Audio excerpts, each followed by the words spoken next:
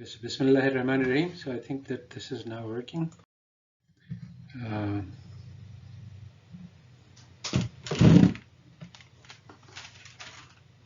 All right, so I've been asked to speak on the Islamic approach to recovery from the economic pandemic.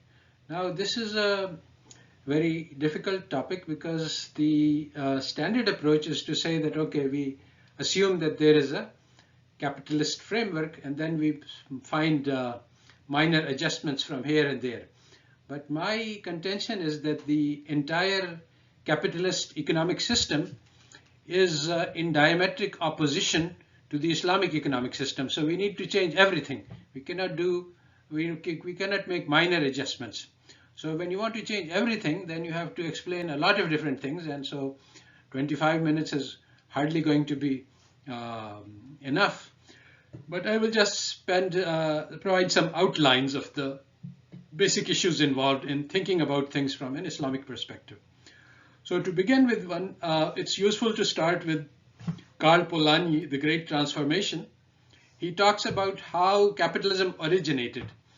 And the basic idea in a few sentences is that in a market society, everything is for sale. Markets are the dominant feature of that society. And in particular, very importantly, human beings are for sale in the labor market. And so the education provided in capitalist society is designed to create human resources, not human beings. And this is very much in opposition to the idea of an Islamic society where the whole society is like one body, and if any part feels pain, then the whole things feel pain. So, and we are all one family, brothers and sisters, so it's not possible to buy and sell your brother. And so the organization of markets in an Islamic society is radically different from the capitalist society. So you must, because we need to start from fundamental issues, so we must start with the very first questions. And what are the very first questions? These are questions of identity. Who am I? What is the purpose of my life? What are the larger goals? What is worth living for and what is worth dying for?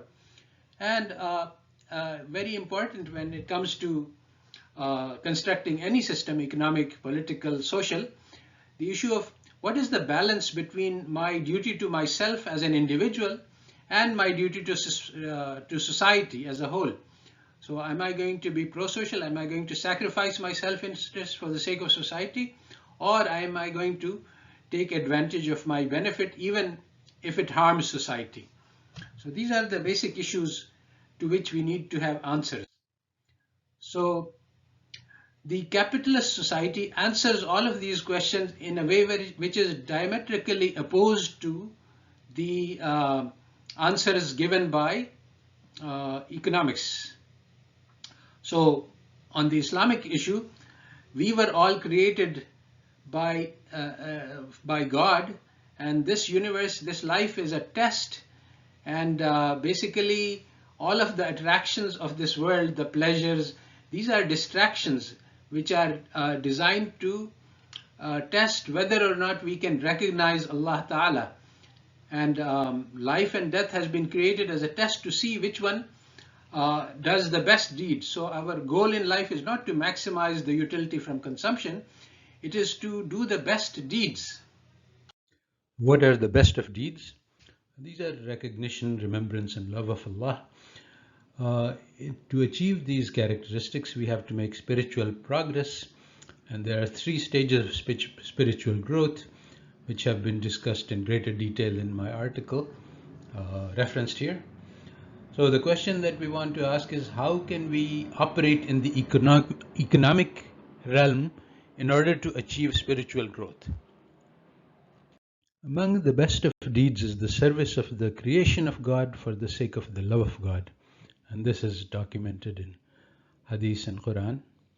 This leads to an essential difference between contemporary economics and Islamic economics. Islamic economics is concerned with communities, not with the individual, which is micro, nor with the nation as a whole, which is macro. but with the intermediate level, neighborhoods and communities. Community-driven development is strongly aligned with Islamic ideals, and the emphasis that Islam places on neighbors and neighbor rights is meant to build strong communities. Both the Hadith and the Quran provide a lot of emphasis on the rights of the neighbor.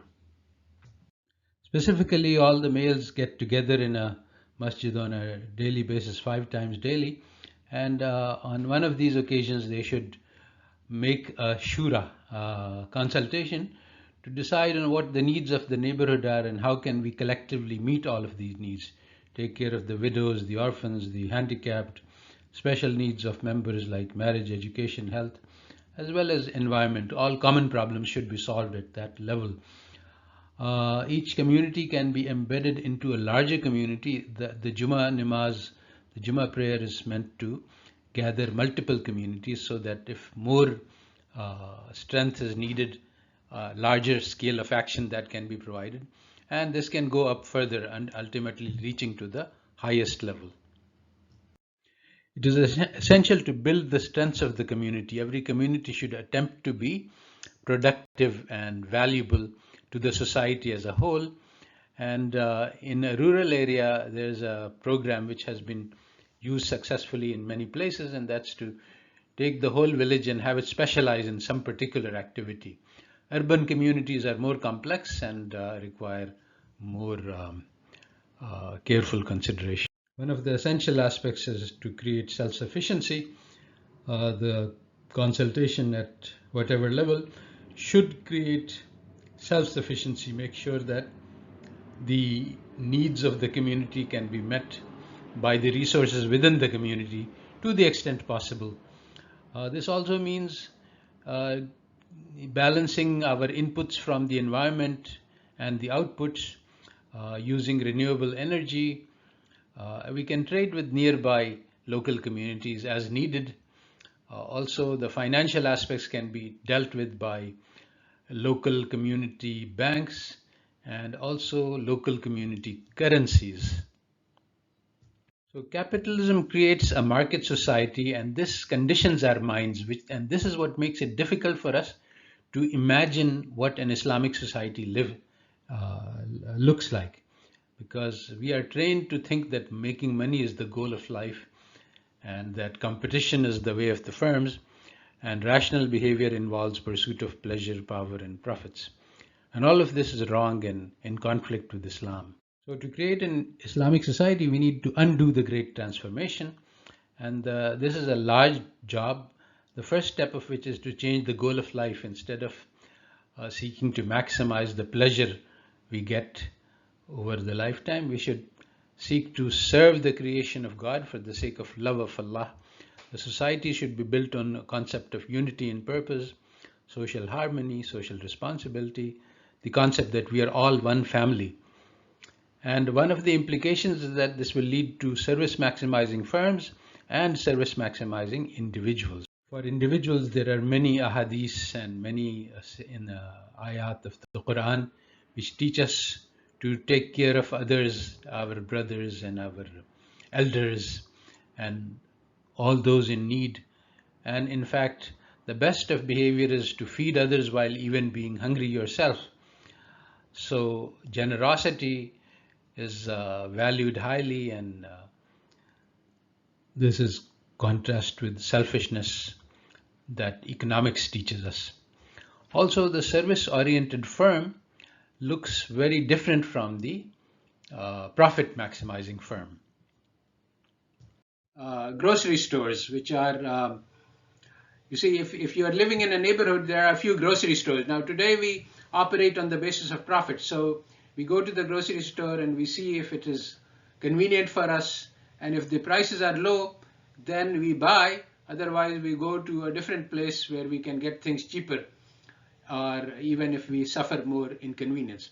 But if we think of the community as one, then those grocers are part of our community. So then we will negotiate with them that, all right, your job is to provide all the food goods to us, and our job is to make sure that you can do this. So we will ask them what their costs are, and how much margin they need in order to be able to function, in order to have, they also have families, they have their needs, they have their costs, so they should be able to cover their costs and live a comfortable life. So in order to provide this service, so this is a very different way of thinking about the relationship between the stores and the consumers.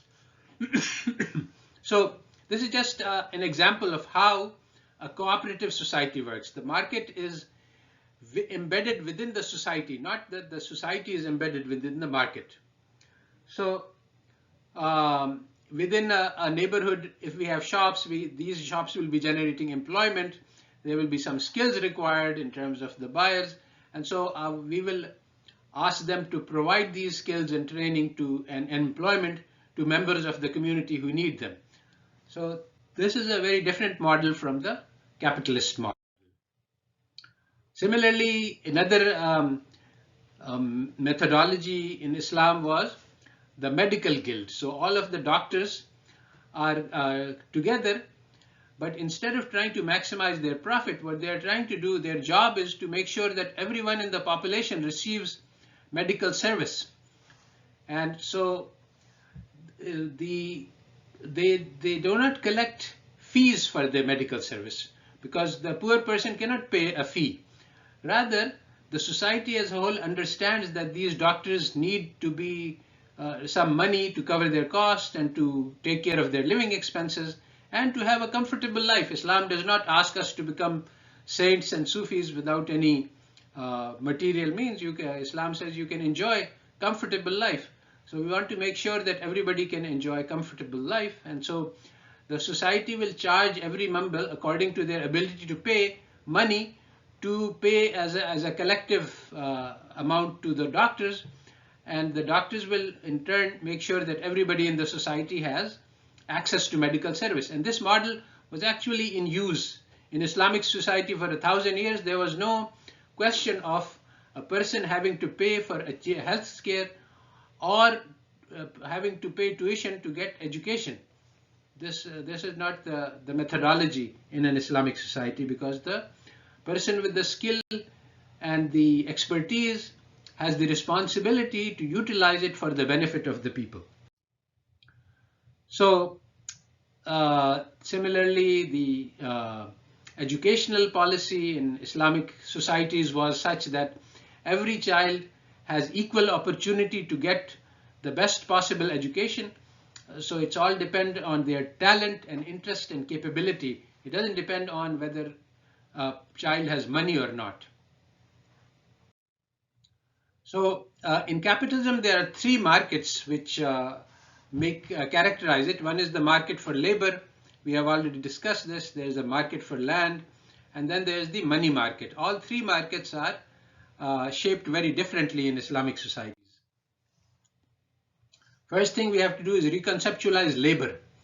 It is since Quran teaches us that if you save a life, it's as if you have saved the entire humanity.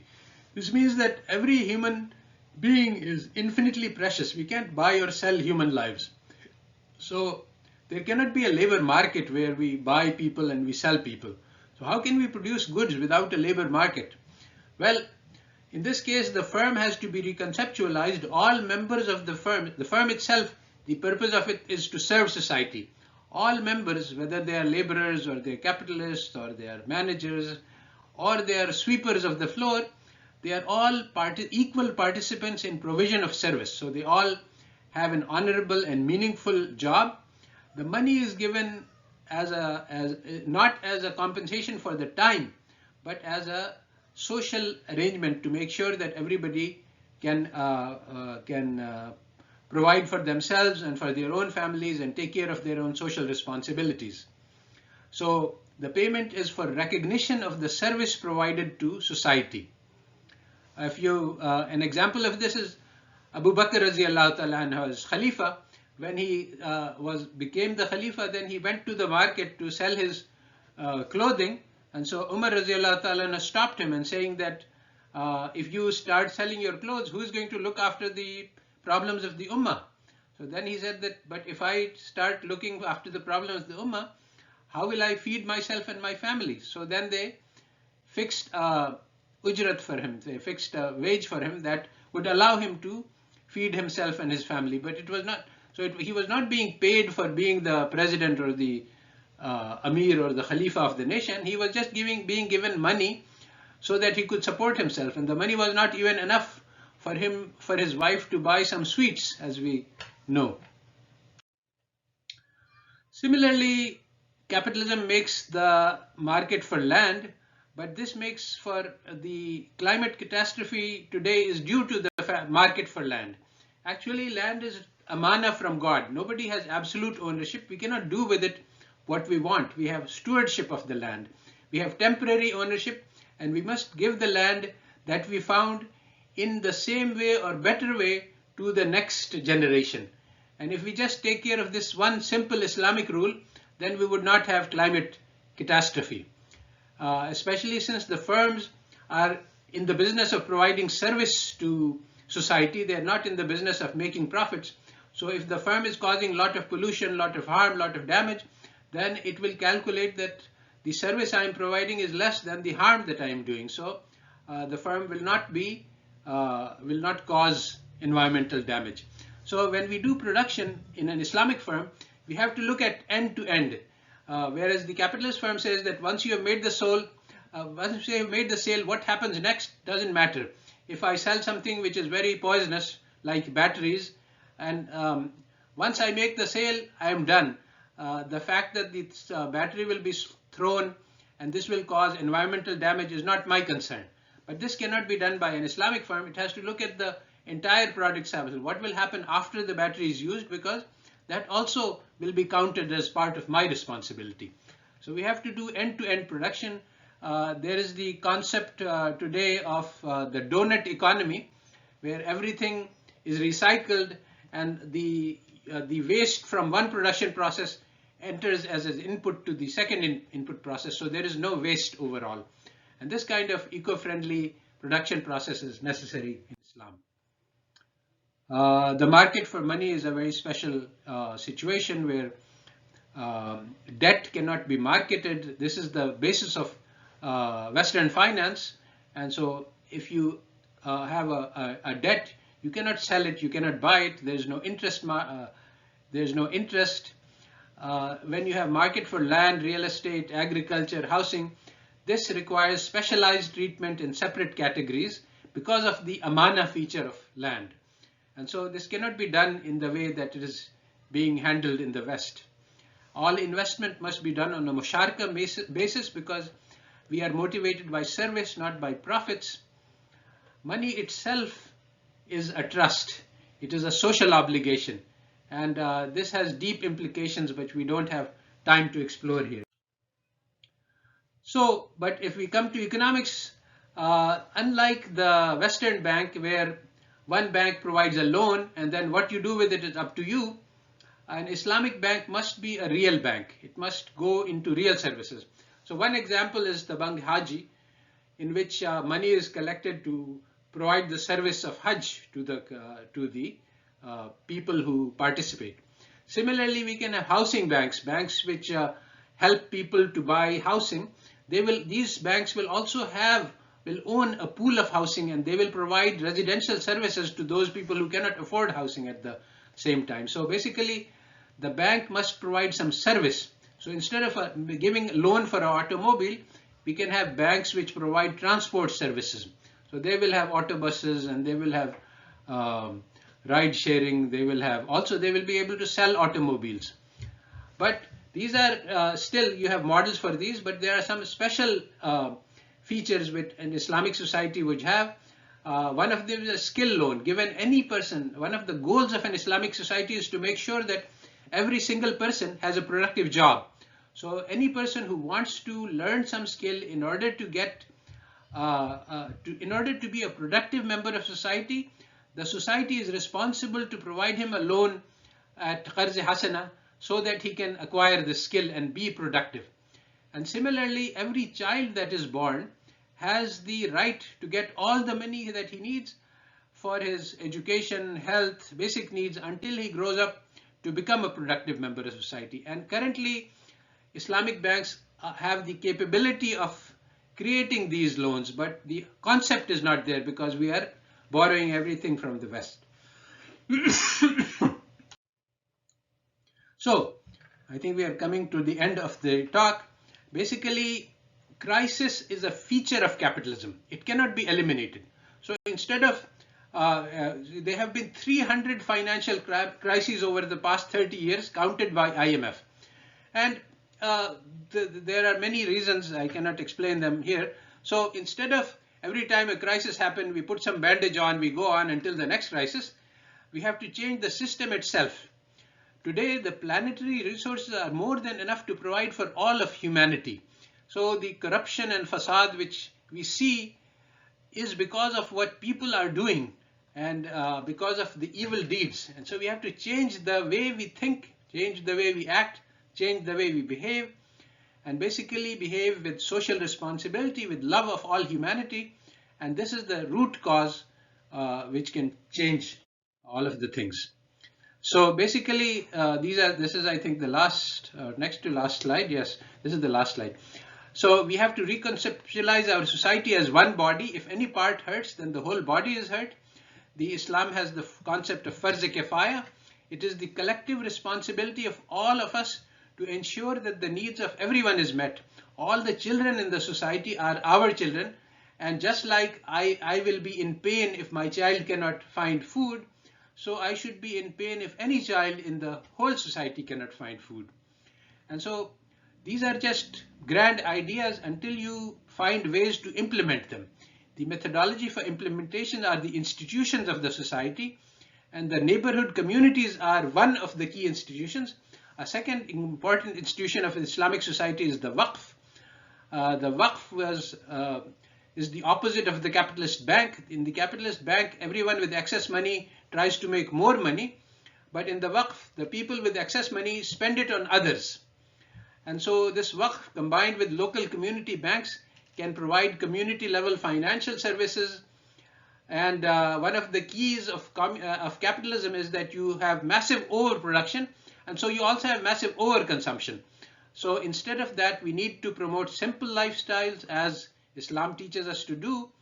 And if we follow simple lifestyles and produce elementary things, basic things, we do not produce $20,000 Gucci bags and luxury items like that. Avoid israf and tabzir. Then the resources are enough. This idea of scarcity is just an illusion. There is no scarcity if we confine our attention to the needs of the people, not the wants. All right, so I think that's the last slide, so I'll stop here. Thank you very much.